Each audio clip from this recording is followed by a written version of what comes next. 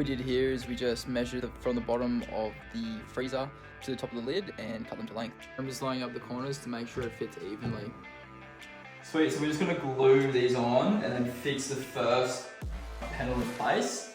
So when we put all the rest on, we can force them into the tongue and groove without this sliding out. We were going to build a frame around it, but I think it's a bit of an overkill. We're just going to glue it straight on. We just repeated the process for the rest of the tongue and groove. What we did is we just put heavy stuff that we had laying around on top just so that glue would hold. Just marking and cutting out the temperature dial. Oh, look at that, like a glove. Like I bought one.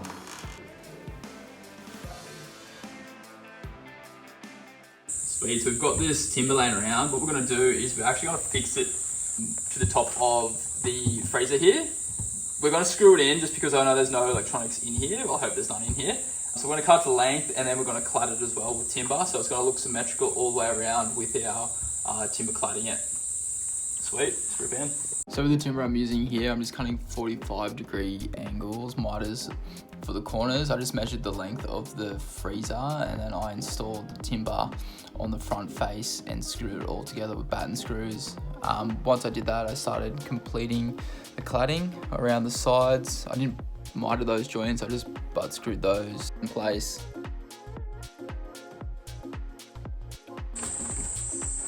Measure once, cut twice. Oh, nice. Perfect. So that's what it should start looking like from the front. We're going to clad the top now, and then both sides. So just using stainless steel decking screws, I just fixed each piece with a bit of construction adhesive to that frame that we are going to install to the top of the freezer. The frame wasn't completely square, so I just got Tim to help me get the two ends square. We just put a piece of timber there to brace it.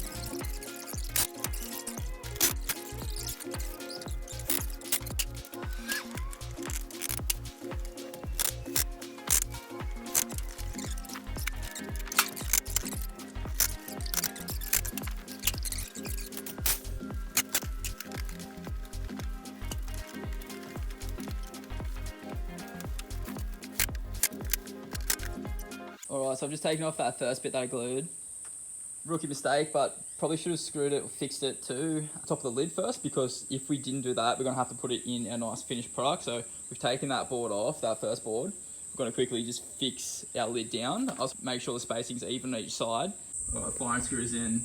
I don't know if there's electronics in here. I don't know, so we'll see. This is why we're doing it, to find out for you.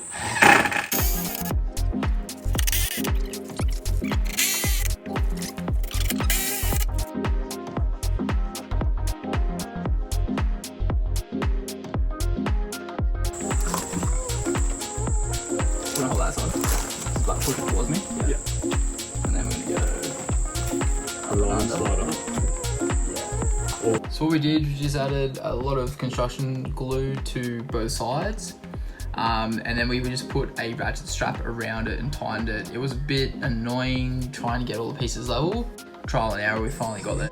So we just glued all the pieces of timber with construction adhesive, and we've just put two straps around it.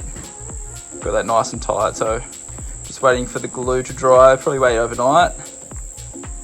And just waiting for the rest of that waterproofing to dry as well. We'll go over it one more coat.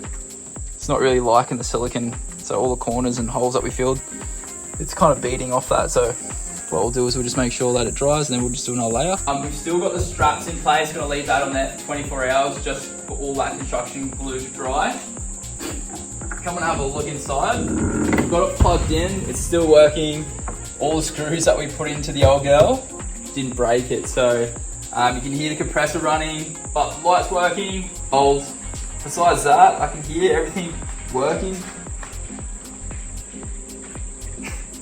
There's a weird sloshing noise, but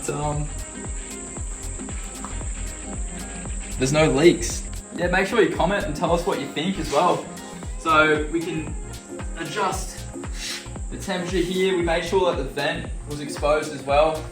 The last piece, we ran out of timber, but what we'll do is we'll just add a piece on there later. Another video as well, just with what we'll set it up with. So we'll have a thermostat regulator in there that will turn the power on and off to it, just to make sure that it's not freezing or too warm. And also I'll show you what filter that we'll be using here as well, just to make sure that the water doesn't get disgusting, because you are jumping in there if you're sweating. Dead skin cells will be in there as well. So you want to make sure that water's circulating, something's filtering that. So what I'll do is I'll do a whole video on how to make sure that you keep it clean and how you don't overfreeze it and keep it the perfect temperature. Sweet, make sure you, if you have any questions, make sure you comment. I'll be happy to answer those. And remember to like and subscribe. The craftsmanship on this is fantastic.